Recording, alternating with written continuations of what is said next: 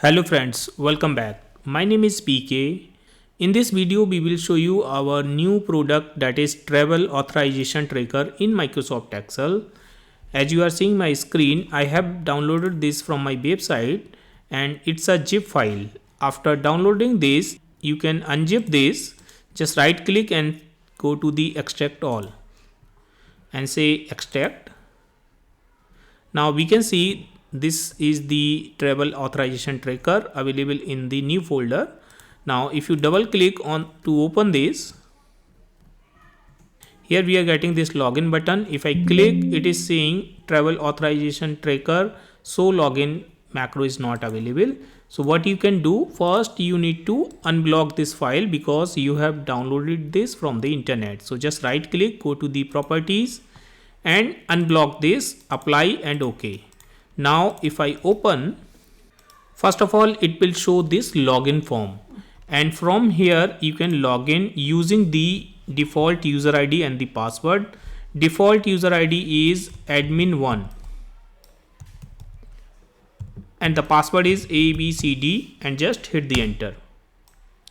Now this is the landing page for the travel authorization tracker, and here you can see the person who has logged in and the role of that person, that is admin. We have two roles here. First is admin, another one is user. We will show you the difference between admin and user also.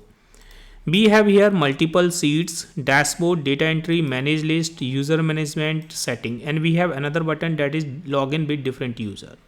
So I will show you first data entry. So let's click on the data entry. Here we have this data entry sheet wherein we have ID, employee name, department, destination, purpose of travel, start date, end date, estimated cost. Then we have here advance required, approval status, manager, and the remarks. And then we are managing this data using these three buttons: add new record, update record, and delete record. You can click on add new record to add a new record. Here to add a new record, we will click on add new record button. Then this form will appear wherein you can enter the data to add a new record. We will enter here the employee ID. Let's say I'm taking here some dummy ID E040, and the employee name, let's say I'm taking here PK. Department, we can select the department from the drop down. So I'm taking here, let's say sales. You can add more department in the list. We will show you how you can add them. Now the destination, let's say I'm putting here destination as India, or you can put some city name also. Then purpose of the travel, let's say I'm putting here training. And then start date, by default it will take today's date, however you can change it from the calendar. So let's say I'm putting here 10th, and end date, so I'm saying let's say 16, and the estimated cost I'm putting here, let's say $1,000, and the advance required, then you can fill, otherwise you can keep it blank. So I'm putting here $300. Approval status, by default I'm putting here pending. Later on you can, once it is approved, you can change it approved, or if it is denied, then you can put denied. So I'm putting here pending. You can select the manager name from the list. You can add more manager names in your list, or you can change the name as you want. We will show you how you can manage these all drop down list. We have three drop down list: department, approval status, and manager.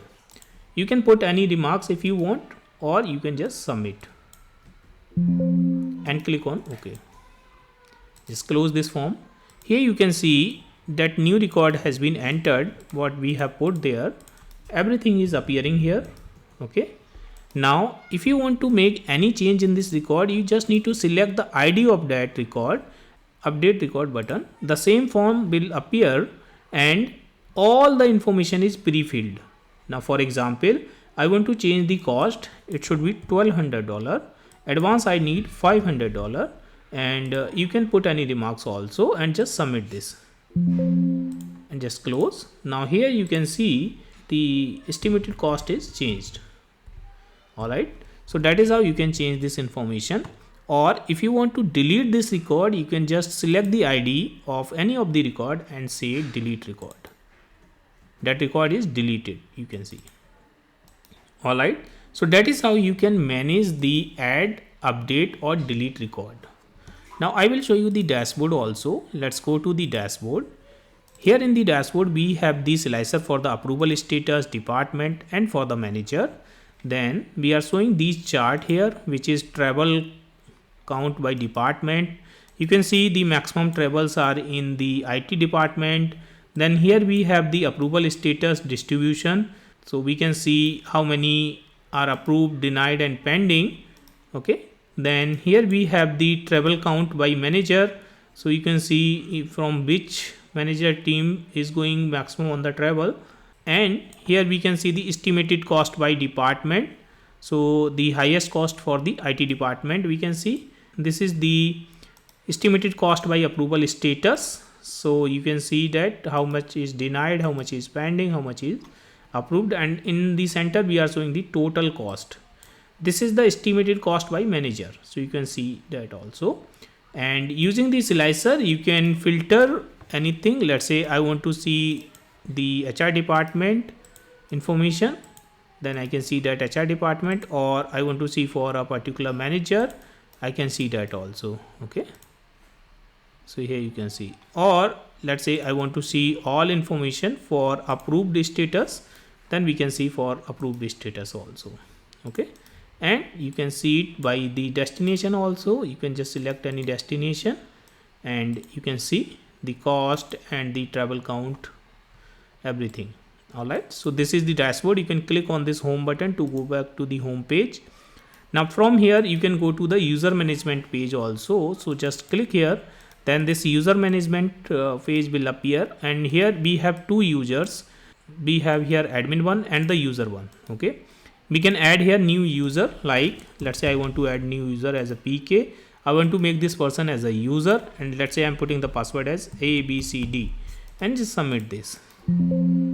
So here you can see new user is appearing, and now I can log in with this user and the password ABCD, or I can just update this information. Let's say I want to make this person as admin.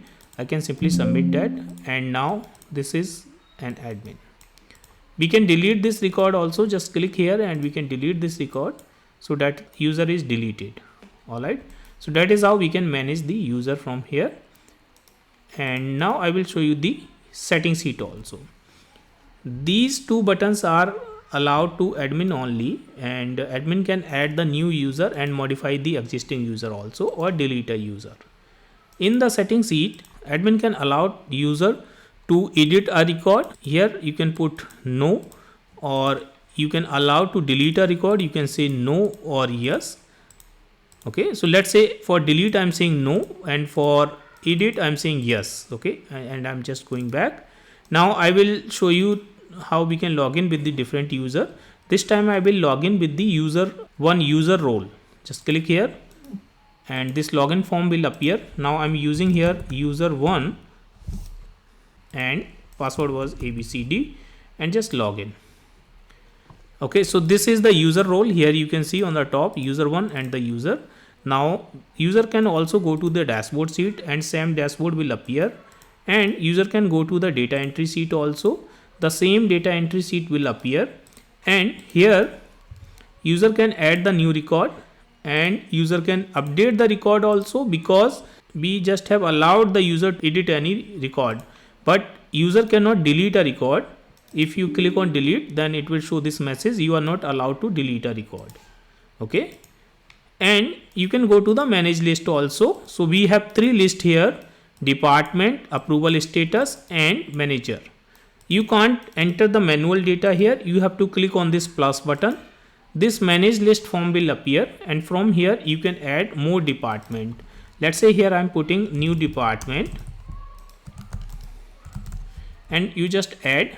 The department will appear here, and this will come in this list also.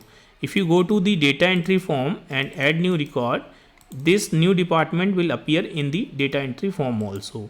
So you can manage the manager list and the approval status and the department list from the manage list sheet. You can go to the manage list, and here you can add new department, or you can select here approval status, or you can select here manager. You can add the new manager name. Let's say I'm putting here PK, and just add that new manager PK is added. You can see here and you can see here also, and then you can go back and data entry form, add the new manager PK will appear here. Alright, so that is how you can manage this, and you can delete the record also. You can simply click on this and just select the department, select this new department and just delete this. This is deleted, and you can select the manager list also, select PK from here and delete this. That is also deleted. You can use this export to Excel, and the list of the managers will be appeared into the new Excel. Okay, similar to this you can export the other list also into the new Excel file. Alright, so that is how you can manage the list, and you can manage if you want to allow user to add or delete a record, and user cannot go to the user management. If you click here, it will say you are not allowed to view the user management sheet. Similarly, user cannot go to the setting sheet also, because they are only for the admin. You have to log in with the admin, and just log in with the admin1, and the password is ABCD. Now you can go to this sheet. Okay, have the access of admin, then only you can go to that. Alright, so that is how we can manage the setting. And in the setting you can say, if you don't want to allow user to edit the information, you can say no here. And if you come to this and log in with different user, let me show you with the user access. Now if I go to the data entry, I cannot use this edit button. It will say you are not allowed to update the record. Alright, because admin has denied that. So we have to log in with the admin first here and put the password. We will go to the setting and we will say allow user to edit the record and say yes, and just go back. Alright, so that is how you can use this travel authorization tracker. You can use this for your official purpose. Friends, I hope you have enjoyed this video. If you like this video, please hit the like button and please subscribe my channel to get the regular update of my videos. Thank you so much for the watching.